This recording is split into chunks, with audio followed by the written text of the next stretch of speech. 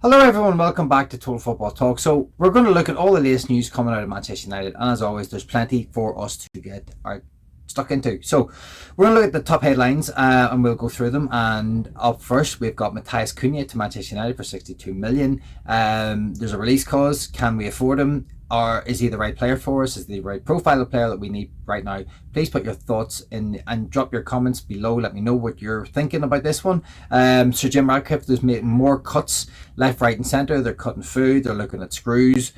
The whole thing is completely screwed. I just think it's a mess.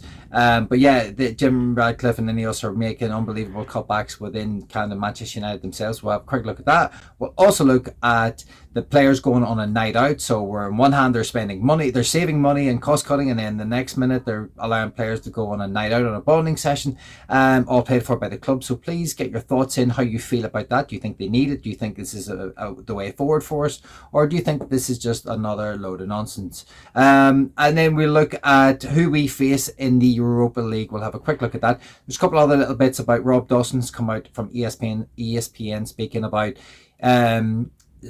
the current signings that we made in the summer transfer window past. So we'll have a quick look at that, and just a brief overlook on how you think Ineos have done 1 year into their kind of, since they take over the club, how they've worked within the kind of sort of surroundings of Manchester United. Have they done a good job? Have they done a poor job? Get your thoughts in below. But what we'll do is we'll start with the Matheus Cunha story. But before I do, thank you very much to everyone who's been tuning in. The viewing figures have been amazing. The subscribers have been going up. Thank you so much to everyone who's been checking this out. I really appreciate it. Tiny channel, just trying to grow.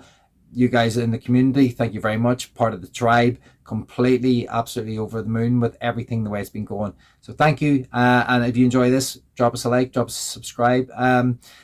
Would be amazing. Okay, well, let's crack on with the news and we'll look at the latest bit. So Manchester United are reportedly confident that Matheus Cunha will join them in the summer, and they're ready to go on and activate the £62 million release clause. He is their number one target and he's a huge fan of the club. Now, again, as I said, where do you sit with this? Do you think Manchester United should be looking at Matheus Cunha? Should we be chasing someone like this?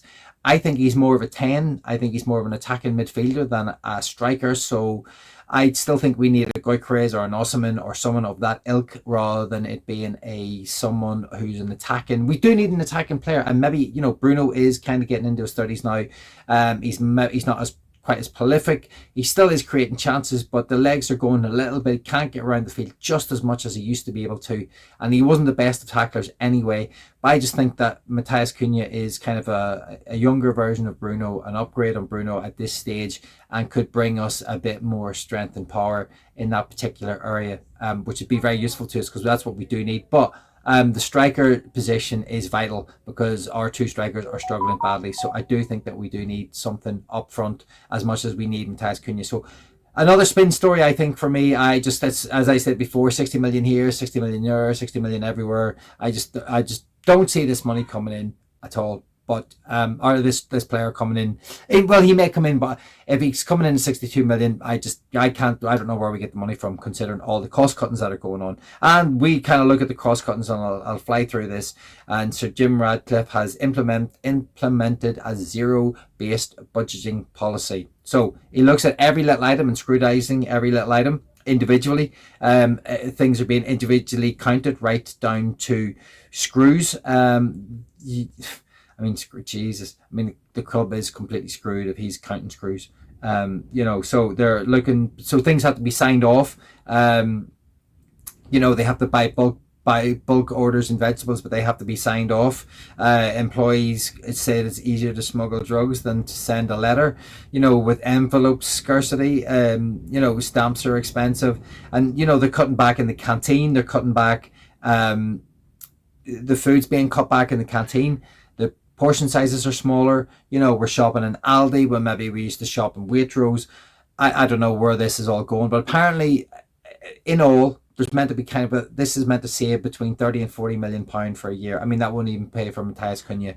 Wouldn't even touch his wages. But I understand a little bit about why they are cutting back in those areas, but I still think it's an abomination that we are, as a club, yes, we have to streamline, but we're only streamlining because the Glazers have absolutely destroyed this club. They've rinsed everything out of this club that they can, and we need to, we these good people shouldn't be losing their jobs, but unfortunately that is what is happening at the minute. So that's where we are with that. So drop your thoughts in. I mean, how do you feel about it? As I said, Ineos are still in their first years up now, and this is where we are. We're counting screws, and it's absolute. It just seems an absolute shambolic and a load of madness.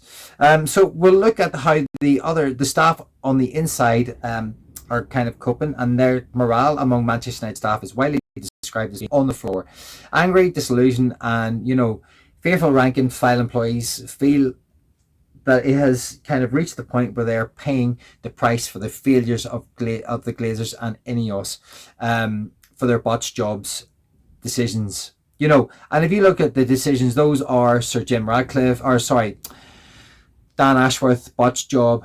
Ten Hag, it was a botched job.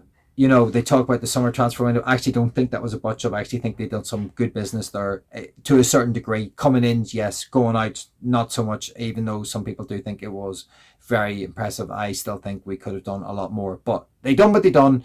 They've botched up a lot of stuff. Staff morale is on the floor, and I feel for all the staff because you want a club thriving. You don't want a club that is, hampered by people who are negative and not working to their maximum, because the club can't run operationally properly. So how they fix that, I don't know. Can they fix it going forward? I don't know. And then the next little story, to kind of follow on from that, is Manchester United players went on a staff night out, and they went to a very nice place in Manchester and had a nice meal.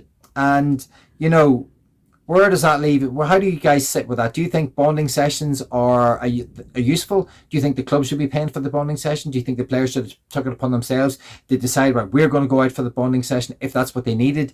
Should you be bonding at training? Get your comments in below.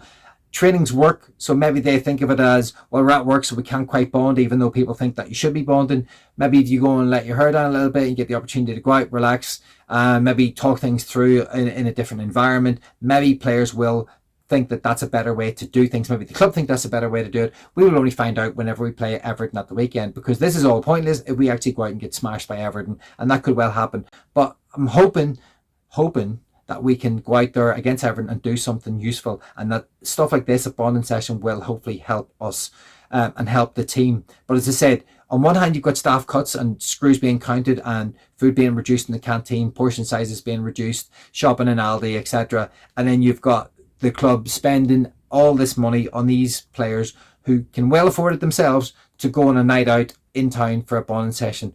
Where do you sit on that? I just find that the parallels are unbelievable. I just don't know how staff can look at one thing and the players who are staff are looking at it in another way.